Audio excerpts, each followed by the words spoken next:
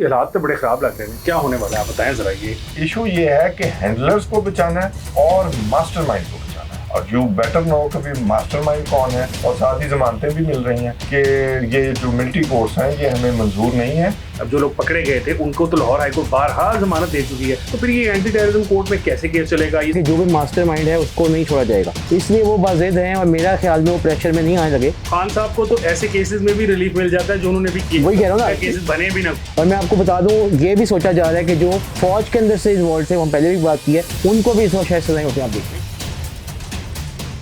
अस्सलाम वालेकुम and welcome to such गप। मैं हूं हसन इफ्तिखार, मेरे साथ हैं तौसीफ अहमद खान साहब और हसन नकवी साहब।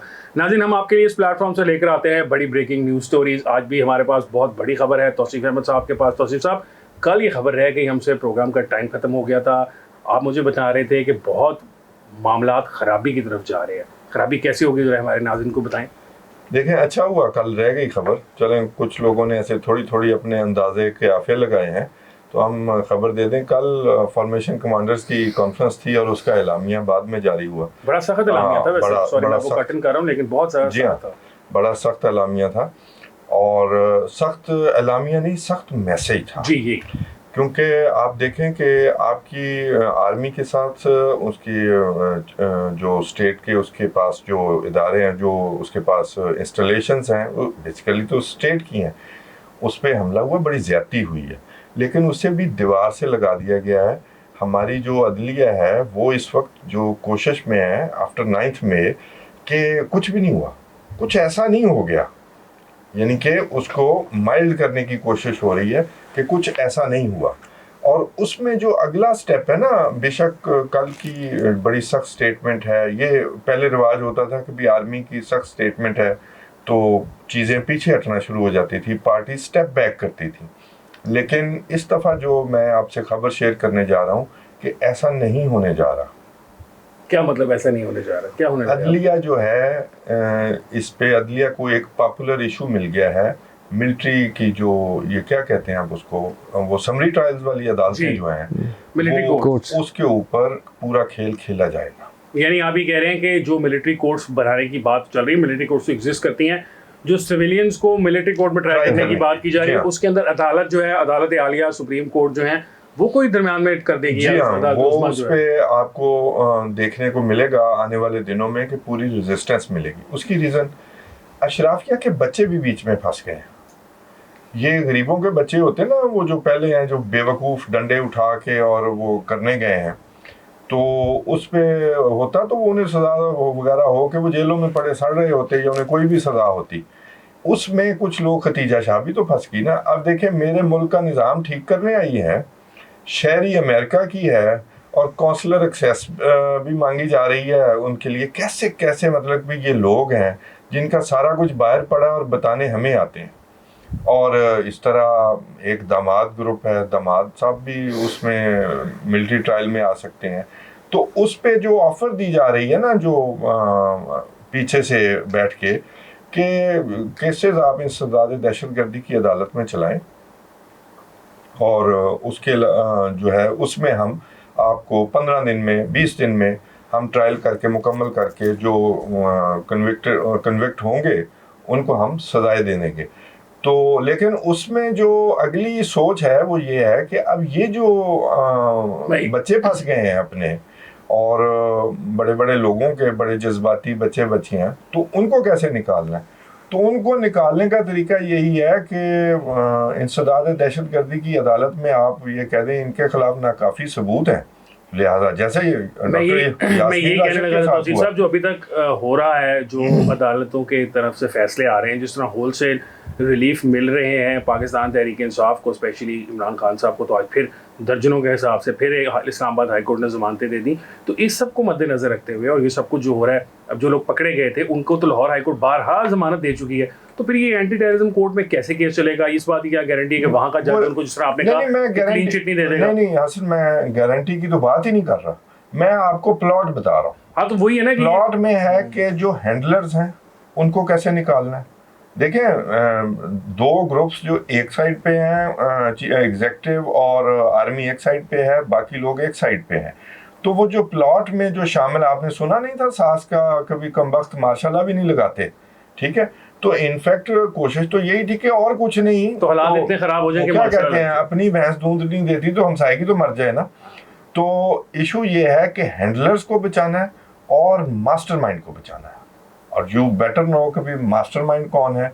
उस वहां पर जाके जो होगा, इंसदाद दहशतगर्दी की अदालत में जाके, जिसको हम भी सपोर्ट करते हैं जी कि सिविलियन साइड पे ये बात चलना चाहिए, लेकिन आपने आर्मी को मजबूर किया है कि हमें इंसाफ नहीं मिलेगा और ये सेंसिटिव इंस्टॉलेशन थी और हमें छोड़ दिया जाएगा, इन्हें इन लोगों को जो कल्प्रिट्स हैं उनको हो रहा है। हाँ, जो ऐसा हो रहा है, जमानतें हो रही हैं। देखें, मैं हमेशा हवाला देता हूँ कि 2014 में किया आर्मी चीफ की, आप देखें इमरान खान के काम तो देखें, आर्मी चीफ की अपॉइंटमेंट रोकने के लिए पिंडी पहुंचे, जी बिल्कुल, ठीक है। फिर वो कहते हैं जी ये पेट्रीफाइड है आर्मी चीफ मुझसे, इस वजह से ये मेरे साथ ये हो रहा है, और साथ ही जमानतें भी मिल रही हैं। मुंह चिढ़ाया जा रहा है जिनके साथ जुल्म हुआ। फिर यहाँ पर आपको नोटिस सर्व करवाने आए तो पुलिस के साथ क्या हुआ, तो पेट्रोल बम फेंके गए, ये दहशतगर्दी नहीं थी। तो उसमें ये है कि इंसदाद दहशतगर्दी में आप इनको ऐसे करेंगे कि भी जो रिलीफ मिल जाएगा बेसिकली, जो छोटे लोग हैं उनको अंदर कर देंगे, उनको अंदर कर देंगे, बड़े लोगों को फारिग कर देंगे।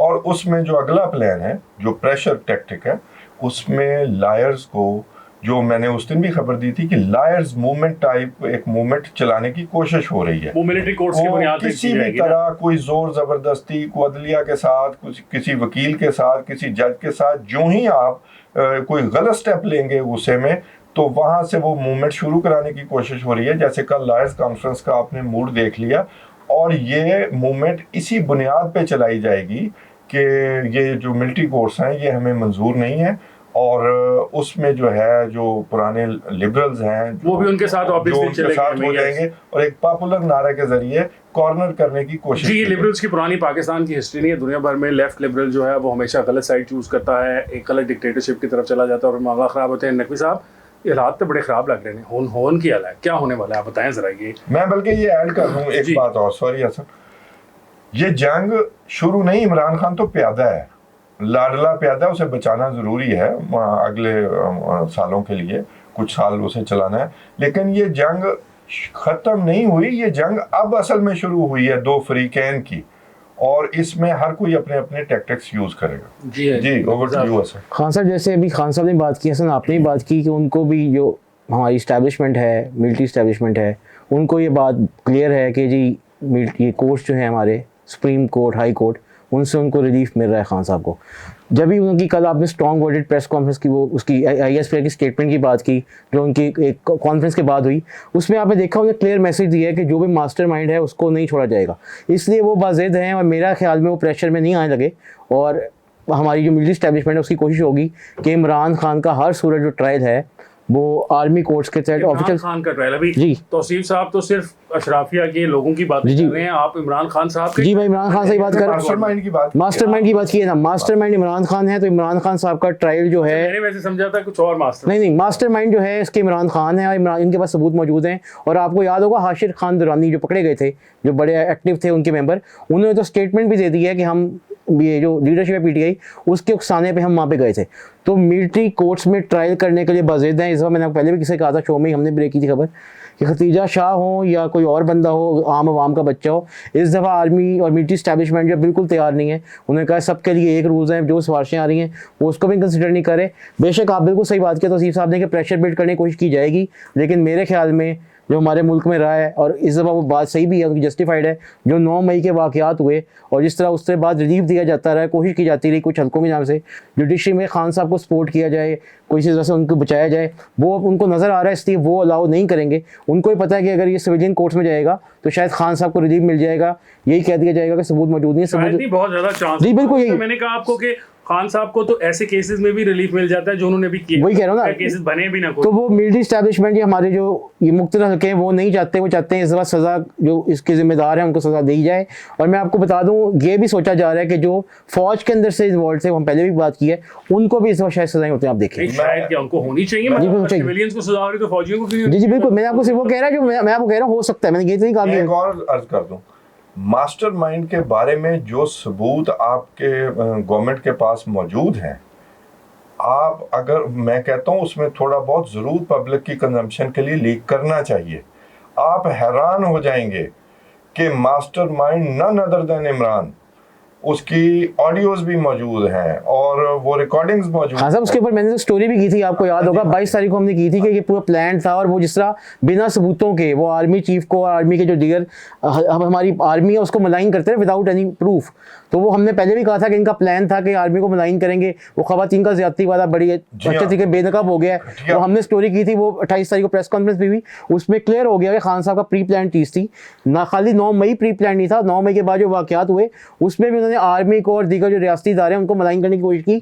और अब नजर आ रहा है, आप ये देखिए जैसे अमेरिका की तरफ से हक में बयानात आ रहे हैं, अमेरिका के बहुत सारे सेनेटर्स पुराने उनके हक में बयान दे रहे हैं, जैसे लॉबिंग की जा रही है, तो ये चीज़ें क्लियर हैं। अब आप जैसे पहले बात की कि चाइना हो गया, वो दूसरी पावर्स होगी, तो इंटरनेशनल पावर्स भी अब इसमें एट प्ले हैं पाकिस्तान के अंदर। वो मजाक की बात, वो कहते हैं जब चाइना के पैसे होंगे तो फिर चाइना का निज़ाम भी चलेगा। मैं ये बात असल में ये करना चाहता हूँ, देखें हम जो भी कहते रहे, इमरान खान पॉलिटिकल लीडर है और उसका एक फ़ैन फॉलोइंग है और एक इंटरनेशनल इस्टेब्लिशमेंट मौजूद है, अमेरिका, बरतानिया, वहाँ पर उसके हमदर्द भी मौजूद हैं और वो इन चीज़ों पे ख़ुद वो कहीं पर बेशक इन चीज़ों की पैरवी ना करें, हम जैसों से करवाते हैं।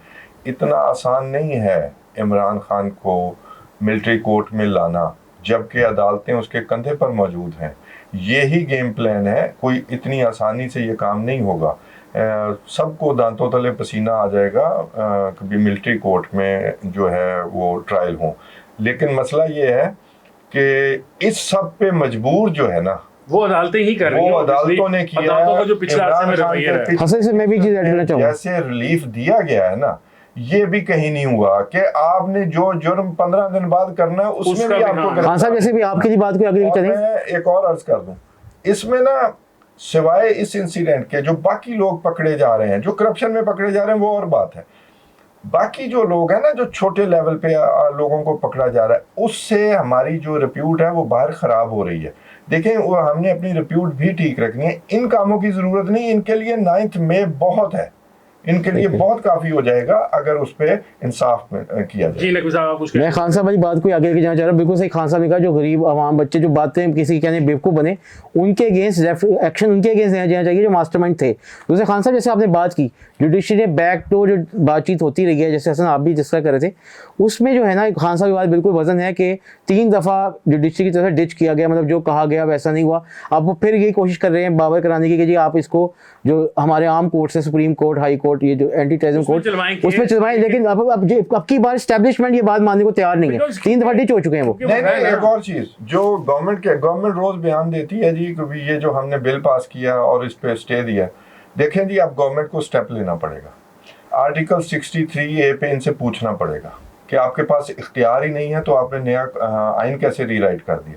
आपके पास बिल पे स्टे देने का इख्तियार नहीं है तो लिहाजा हम उस स्टे को नहीं मानते। गवर्नमेंट को अब एक स्टेप आगे जाना पड़ेगा, ये नहीं। और वो जो धमकियां मिल रही हैं तौहीन अदालत की, तो उन्हें ये बताना पड़ेगा कि आपके पास इख्तियार नहीं है इंतखाबात की तारीख देने का।